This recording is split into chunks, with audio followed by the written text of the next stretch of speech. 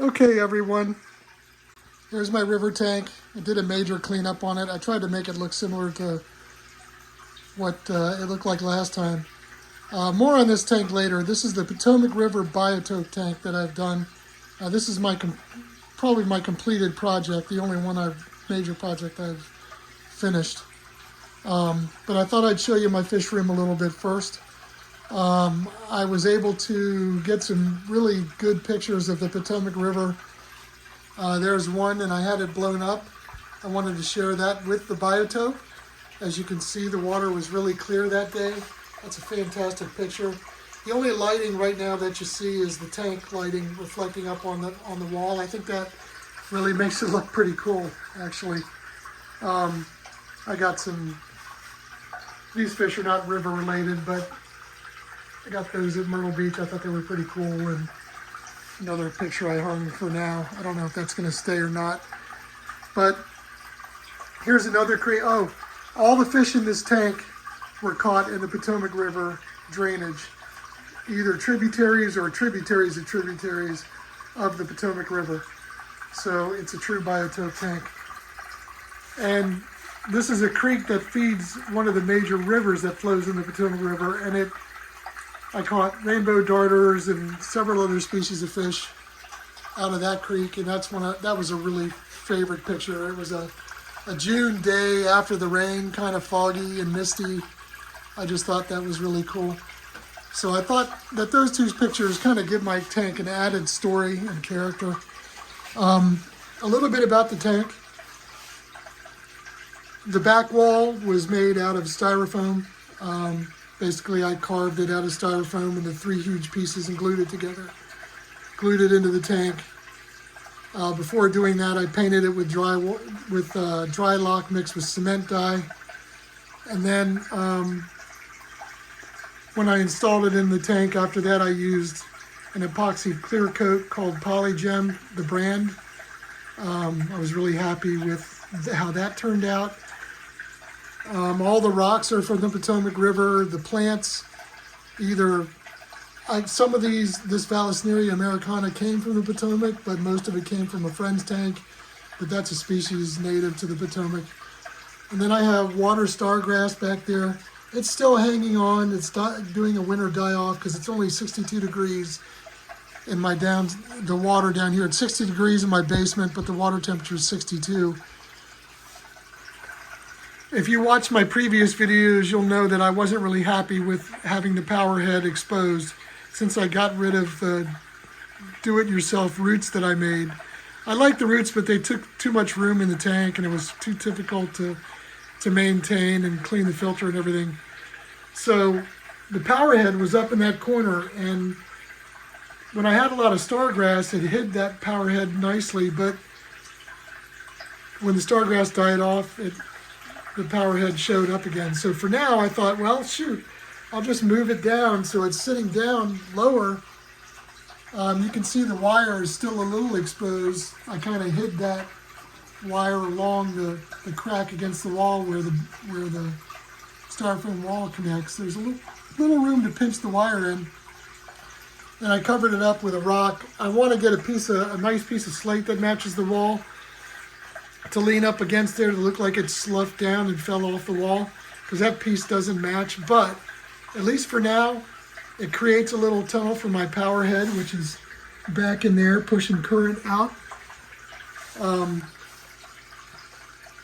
I was trying to get the fish all facing the other direction with the current flowing that way, and I think there's so much current flowing out of my canister filter, which is a Fluval 405, that it's creating a big giant reverse eddy because all the current's going across the top. Real quickly, I'll go through the species in this tank. There's a river chub. He's a lot more brave now. He used to be a wimp. He's really happy. He's getting some nice coloration.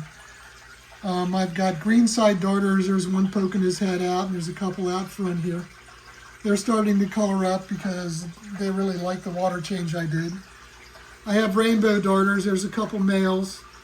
They've colored up nicely. I've got tessellated darters in here hanging out in front with some green sides. long-nosed dace. They're really one of my favorite fish. They tend to like to hang out on the bottom, and they're kind of in between a bottom dweller and a minnow species. There's a female rainbow darter. I have a few of them. I have 6 fantail darters. There's one hiding under the rock right now, coming out to check us out. I've got 2 central stone rollers. There's one of them right there. There's a bigger one. Let's come over and check him out. There he is.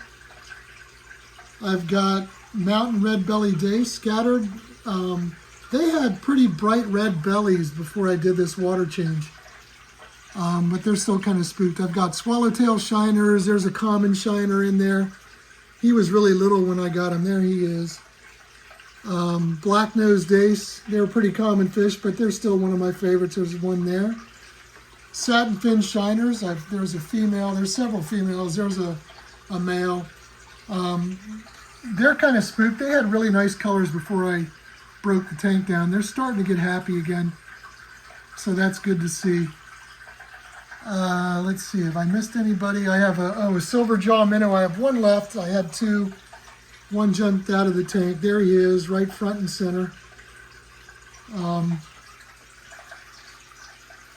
Let's see, I've mentioned all the darters: greenside, tessellated, rainbow,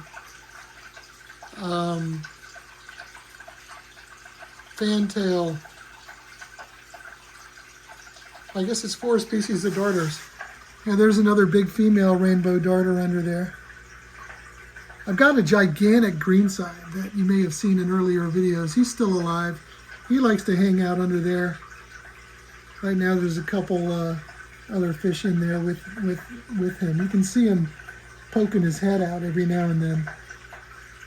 He follows me around the tank when I'm cleaning the tank, as do some of these rainbow darters, because every time I stir something up, they're ready for the blackworms that are still alive in the tank to get flushed out.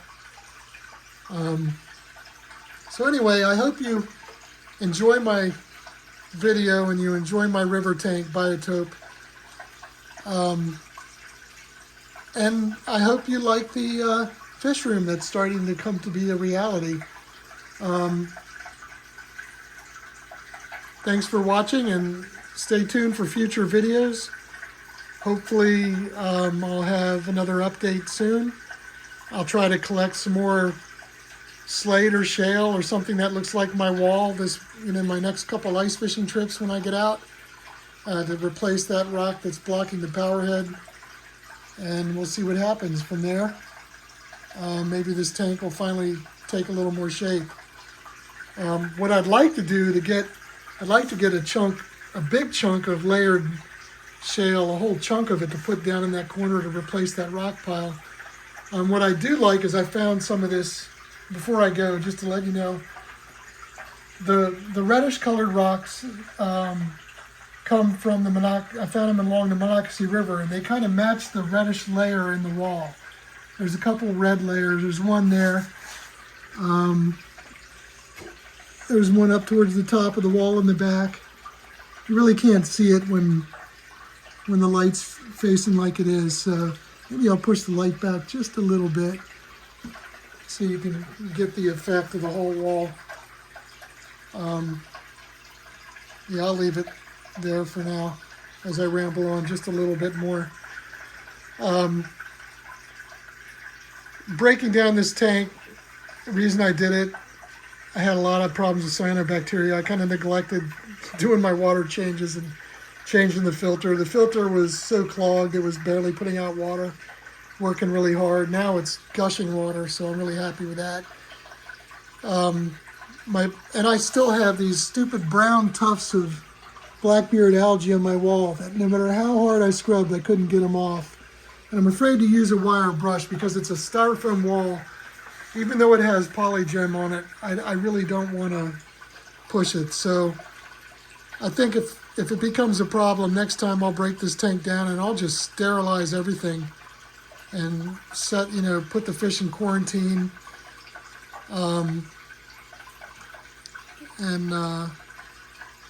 restart the tank after sterilizing it.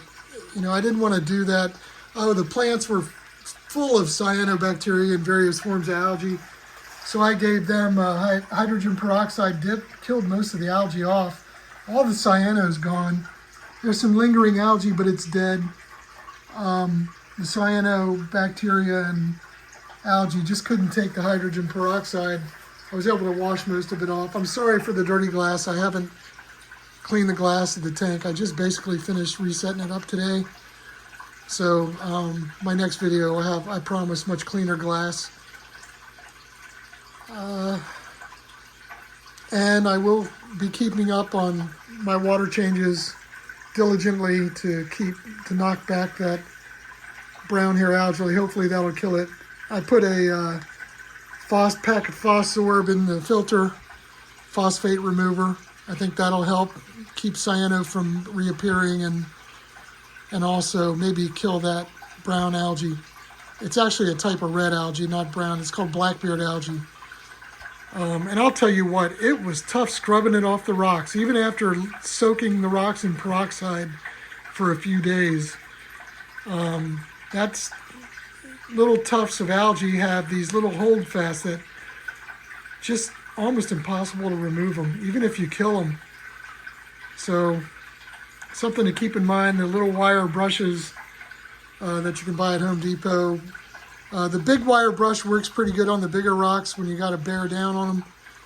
But the little wire brush works better on the little rocks, and I think because it has so many bristles, it really gets those tufts of algae. So that's probably the brush I would use to get those things off of my wall. I'll zoom in, you can see the things on my wall over there. They really don't, they kind of give the wall a little bit of life in the rocks. I don't mind them that much, but they were starting to get annoying and taking over the wall. I was more annoyed with the cyano. But the plants seem to look happy for now. And we'll see if they survived my major cleanup. Anyway, I'll let you go now. Hope you enjoyed the video. Check back soon for another update. Hopefully someday soon I'll have the Big Oyster Reef project done. Take care and Happy New Year.